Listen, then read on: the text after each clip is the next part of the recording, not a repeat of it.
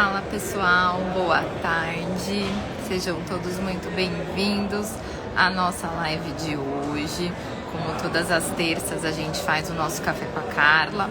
Hoje adiantei alguns minutinhos para aproveitar aqui e otimizar o tempo, que daqui a pouquinho eu tenho reunião, encontro com o pessoal da mentoria. Apesar de estar de férias, né, do Einstein, sigo aqui a minha programação, tá certo?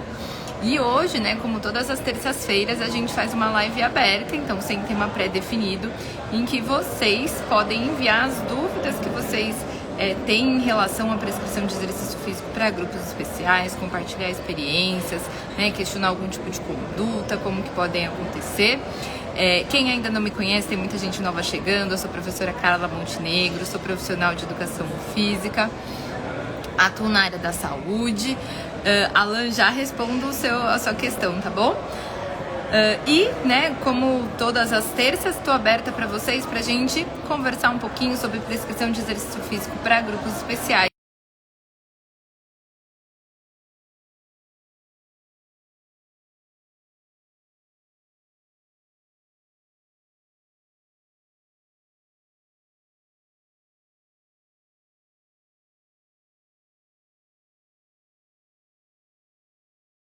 Dá tempo de se inscrever, mas é importante que quem se inscrever assista todas as aulas. Ontem aconteceu a primeira aula, às 6h30 da manhã, mas a gravação está disponível para vocês. E com o tema de idoso, exercício físico idoso, da avaliação à prescrição, amanhã, 6h30 da manhã, acontece a nossa segunda aula.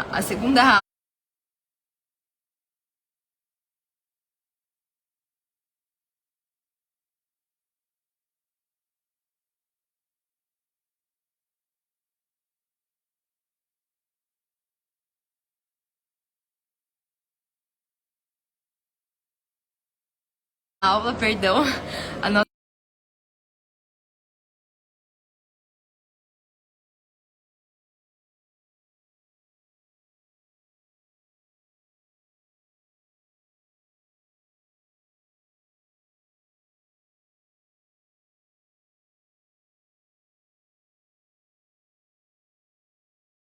até aqui aproveitando a questão do Alan, que perguntou como que pode enviar o resumo da primeira aula, pessoal. A gente me compromete com vocês de disponibilizar todo o material em PDF das 3 aulas, se tivermos 400 alunos que fizerem os resumos, tá certo? Então, a gente tem lá o nosso grupo do WhatsApp, a nossa comunidade. Boa tarde.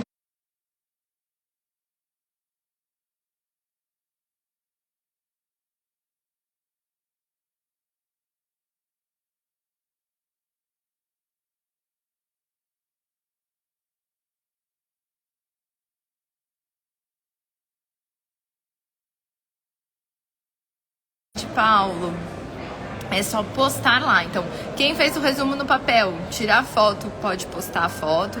Quem fez digitado, só digitar lá nos comentários da nossa comunidade da jornada, tá? O link está dentro do grupo do WhatsApp que vocês estão, ou vocês receberam por e-mail, tá bom? E para postar aqui no Instagram, mesma coisa, pode postar a foto e me marca aí nos stories, tá bom? Se a gente tiver 400 alunos até o final de semana, no domingo eu disponibilizo para vocês todo o material em PDF das 3 aulas. E ainda, quem submeter os 3 resumos vai estar concorrendo a um sorteio na nossa live de domingo às 10 horas da manhã, tá bom? Surpresa o que vai ser sorteado, tá certo? Obrigada, Luiz. Boa tarde. Gente, vamos lá então. Se vocês tiverem dúvidas sobre prescrição, boa tarde, Fernanda, de exercício físico para grupos especiais, peço desculpas que tô sem o suporte, tô segurando o celular na mão, aproveitei a soneca do pequeno para descer aqui para fazer a live para vocês. Se não tiver dúvida por enquanto, tem bastante gente que mandou dúvidas nas caixinhas, e aí eu vou começar então pelas dúvidas da caixinha, tá certo? Vamos ver se vocês mandam alguma dúvida aqui, senão eu começo pelas dúvidas da caixinha que eu abri hoje de manhã. Eu vou começar pelas dúvidas da caixinha, tá certo? Uma tá assim: neuropatia periférica e equilíbrio. Até quando esperar no equilíbrio? Acredito que esse esperar no equilíbrio é o quanto esperar de melhora. Fernanda, já respondo a sua, tá? Como eu comecei essa da neuropatia periférica, galera, vamos entender primeiro, né? A questão da neuropatia periférica é uma doença que ela pode ser, né, vamos assim, de origem neuropática mesmo, né? Então uma alteração do sistema nervoso periférico e que pode, ou então secundária, por exemplo, no diabetes ou no câncer, né? Então que vem derivado a uma outra causa, tá?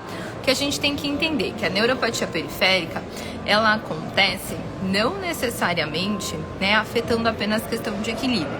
A gente tem que pensar nas funções do sistema nervoso periférico, né, que a gente tem funções aferentes e eferentes.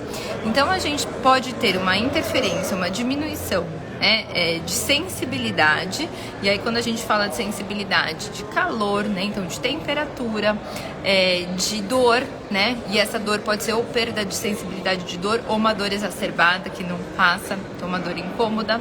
A gente pode ter perda de padrão de movimento, então principalmente, né, pessoas que têm o acometimento dessa neuropatia na região dos pés, né, pode andar com o pé caído. Então, vai depender muito da questão de qual tipo de neurônio foi afetado, né? Então, se foram os neurônios eferentes ou aferentes. Mas, de qualquer forma, a gente tem que ter um trabalho muito positivo em relação a isso. É uma doença progressiva, é por isso que, primeiro de tudo, a gente precisa entender qual é a causa, né? Então, a causa dessa neuropatia é relacionada ao diabetes, é relacionada ao tratamento oncológico, é uma causa ou outra, né? E entender que a gente não vai conseguir reverter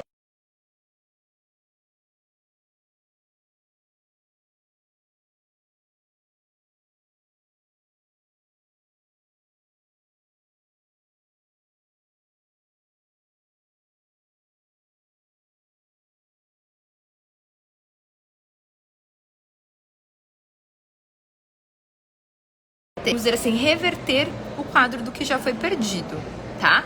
Então, o que a gente faz é diminuir a velocidade de progressão ou estabilizar o quadro.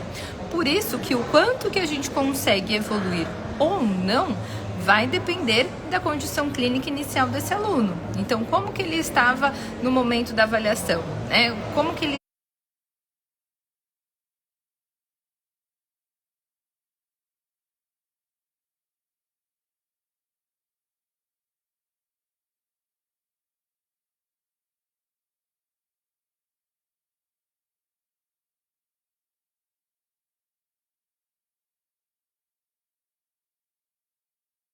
estava naquela condição para eu saber o que o exercício físico vai conseguir proporcionar de benefício ou não.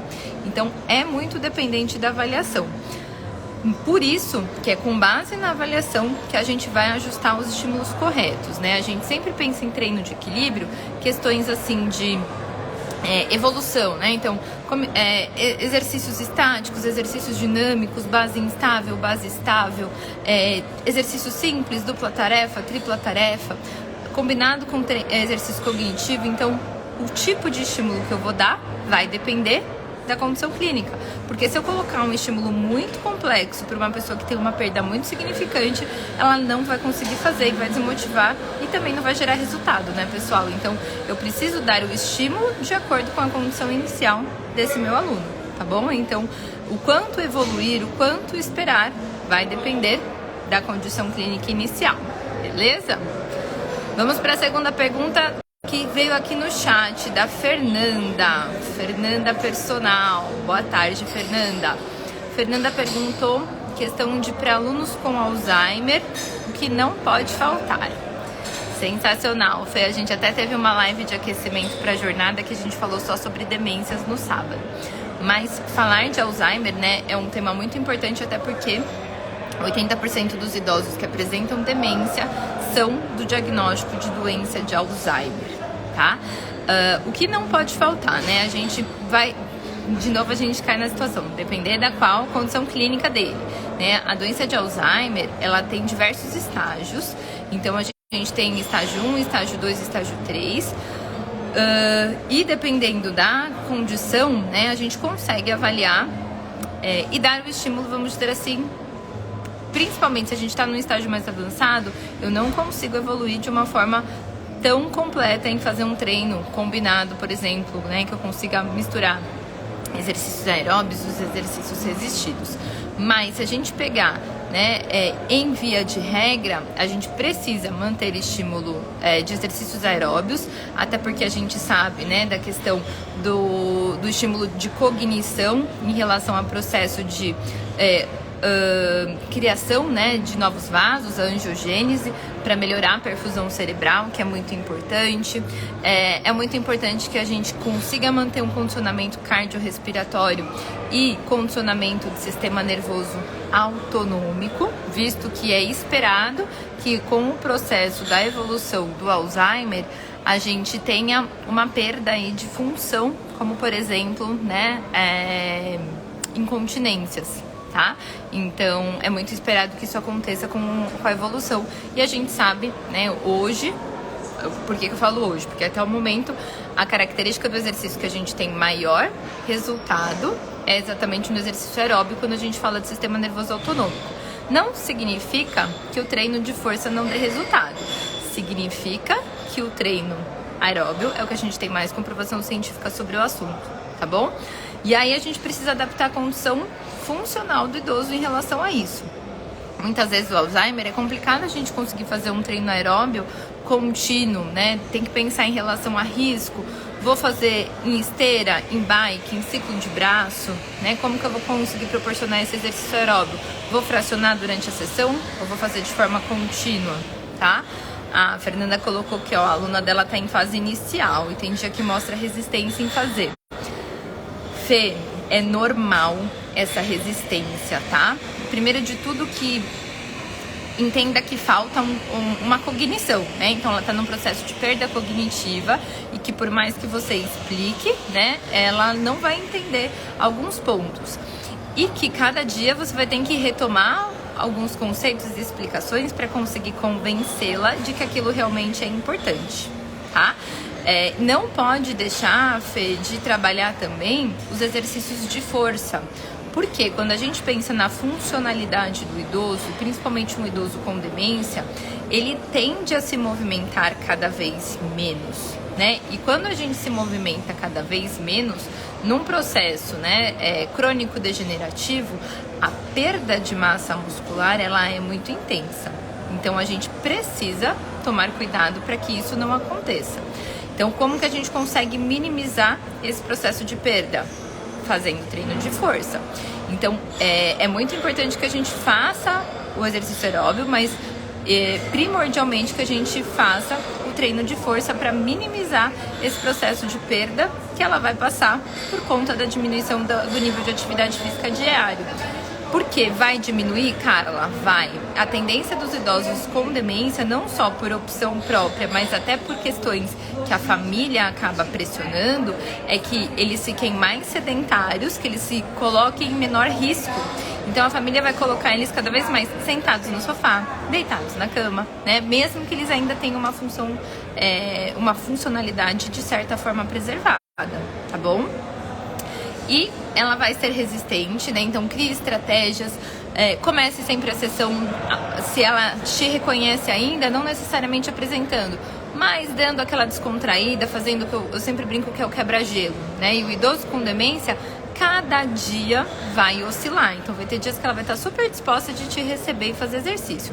Vai ter dias que vai dificultar um pouquinho mais, exatamente porque tem um processo de oscilação. E quem trabalha com demência sabe que isso acontece muito, que às vezes durante a mesma sessão esse idoso tem uma oscilação de humor.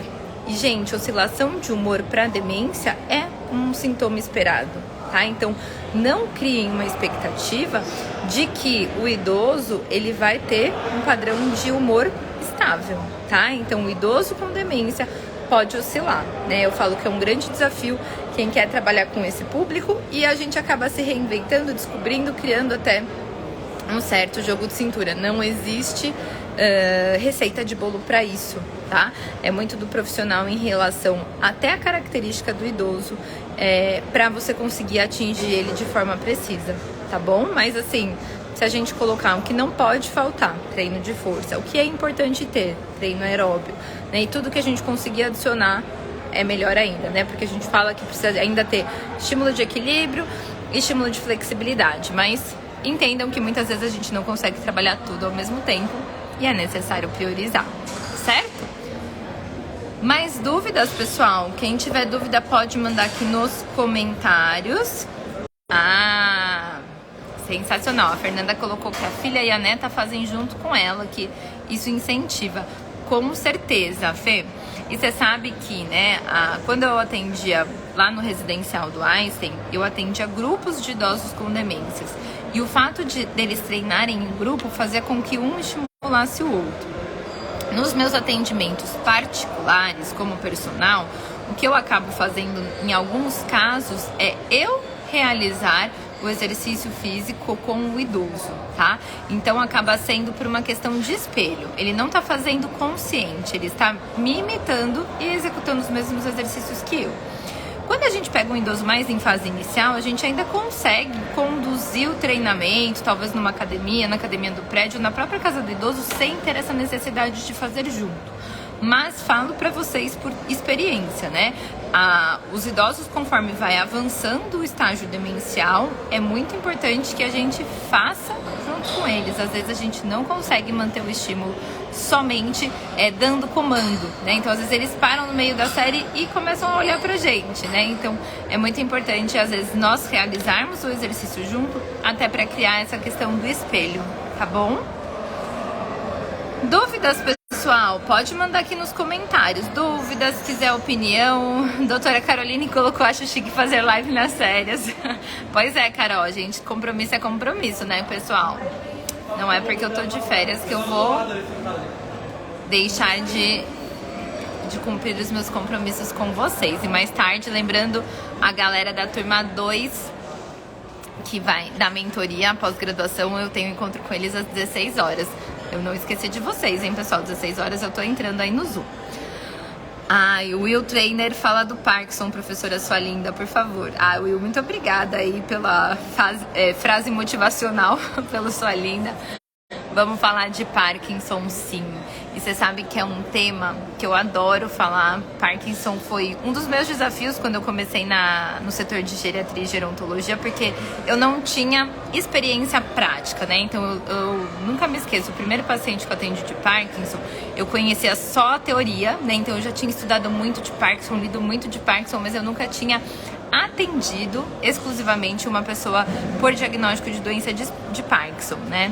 E aí fui retomar todo o meu estudo na literatura e fui até conhecer alguns centros de Parkinson para ver como que funcionava o atendimento. Pessoal, Parkinson também é uma doença neurodegenerativa, tá? Progressiva. Não necessariamente afeta apenas idosos longevos, tá? A gente tem diversas pessoas aí mais jovens que recebem diagnóstico próximo aos 50 anos, 60 anos de idade. Muita gente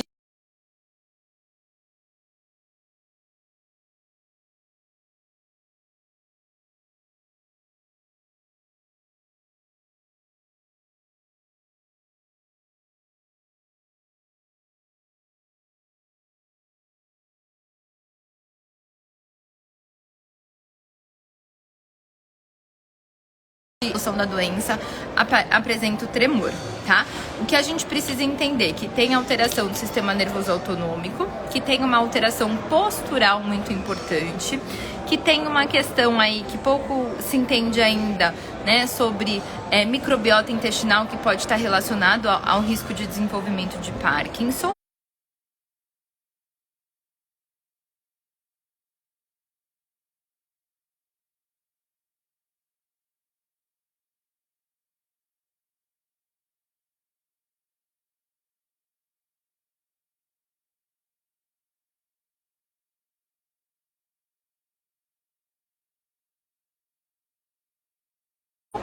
E que tem, né, uma questão do sistema nervoso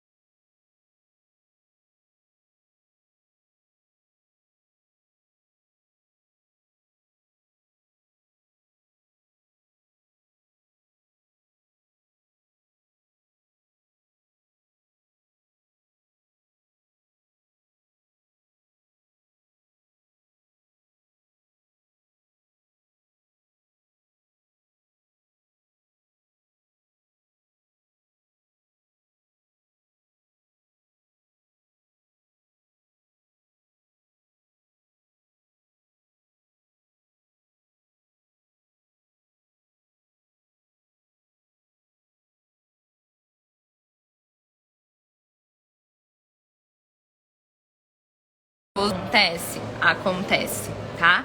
Então é muito importante que a gente já normalize isso para o nosso aluno, para o nosso paciente, que vai acontecer, né? Então é esperado que, por conta do excesso de estímulo durante a sessão, a gente tenha uma exacerbação do quadro de tremor no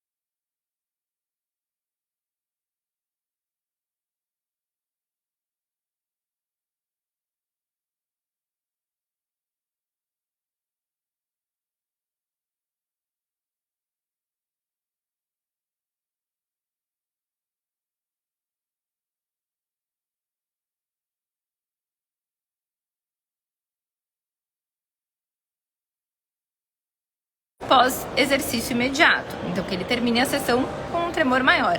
A Carla, mas e aí? Como que funciona esse babado todo? Pessoal, é importante a gente entender, né, e explicar para o nosso aluno que crônico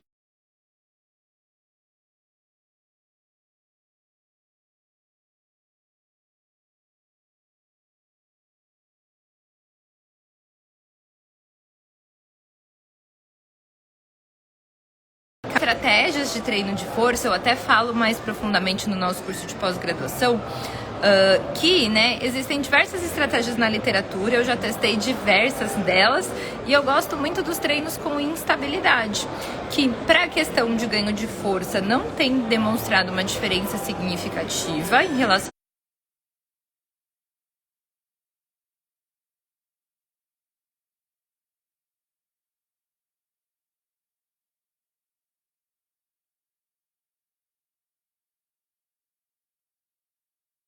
ao treino tradicional, mas para funcionalidade e sintomatologia da doença tem se mostrado mais eficiente. Então eu tenho como opção, vamos dizer assim, primária, fazer os treinos com instabilidade, tá certo? E galera, não tem como a gente deixar de trabalhar exercício aeróbio também com essa população. E aí vai, dependendo da avaliação, né, que vai me demonstrar a condição clínica inicial desse paciente, eu consigo orientar, né, se esse treino precisa ser supervisionado ou não, tá certo? Por que eu não posso deixar de trabalhar um treino aeróbio com essa população? Porque eu preciso garantir condicionamento. Então, é o que eu sempre falo para vocês quando trabalham com doenças crônicas. Existem algumas doenças que não serão a causa de morte do aluno de vocês, mas doenças secundárias ou consequências de alterações oriundas dessa doença é que vão trazer a morte. Então, a principal causa de morte dentre os pacientes com doença de Parkinson é exatamente as doenças cardiovasculares.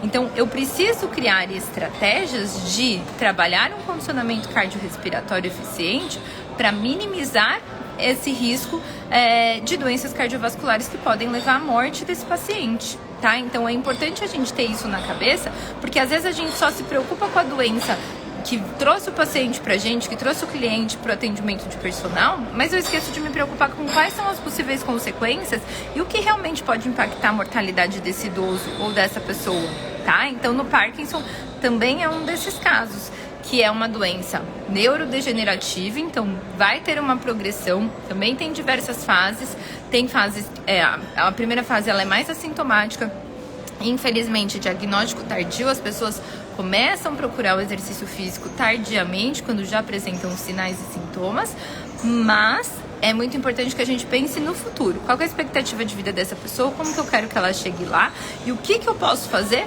para garantir a funcionalidade dela.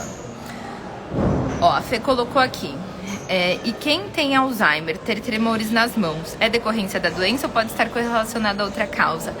Fê, tem que ter uma avaliação, tá? Existe, gente, tremor essencial, existe tremor por fraqueza e, pasmem vocês, grande parte das pessoas com Parkinson desenvolvem Alzheimer ou vice-versa, tá bom? Então pode ser que ela esteja aí também num processo neurodegenerativo do Alzheimer, do Parkinson também, tá bom?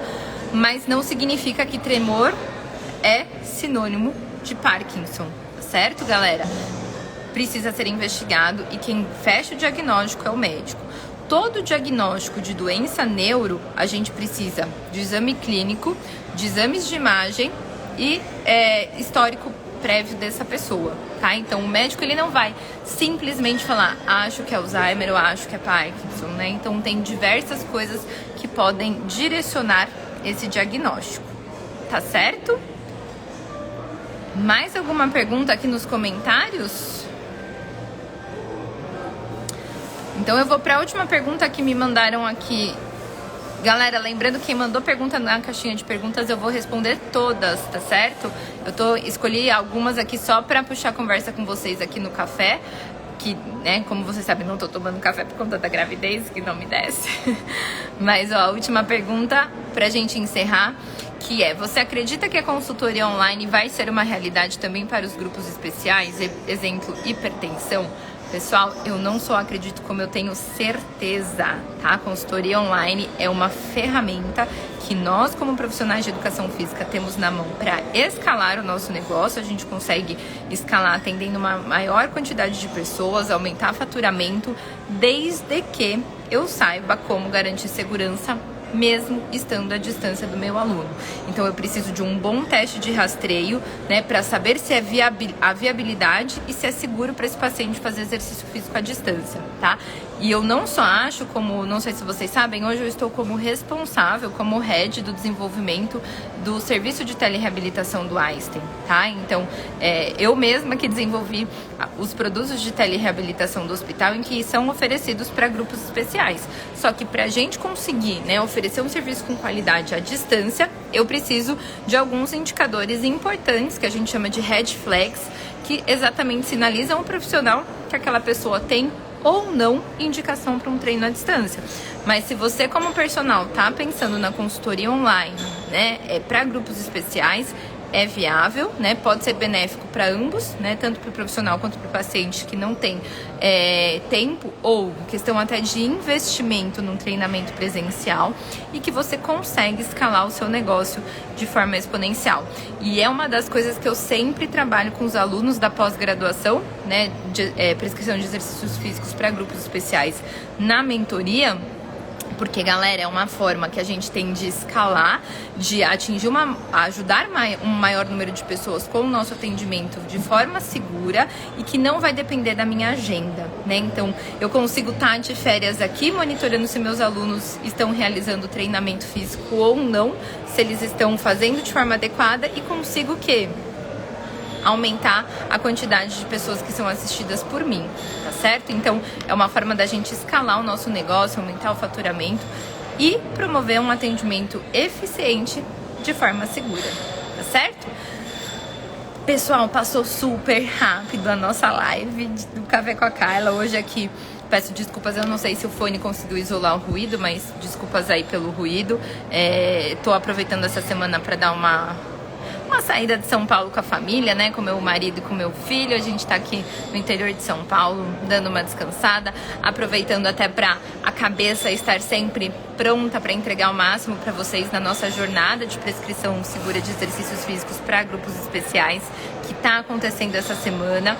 Então, lembrando, pessoal, que amanhã a gente tem a nossa segunda aula sobre obesidade, que vai acontecer às 6h30 da manhã. Quem não conseguir acompanhar ao vivo não tem problema, porque a aula vai ficar salva para vocês. Quem não conseguiu assistir a aula 1, corre lá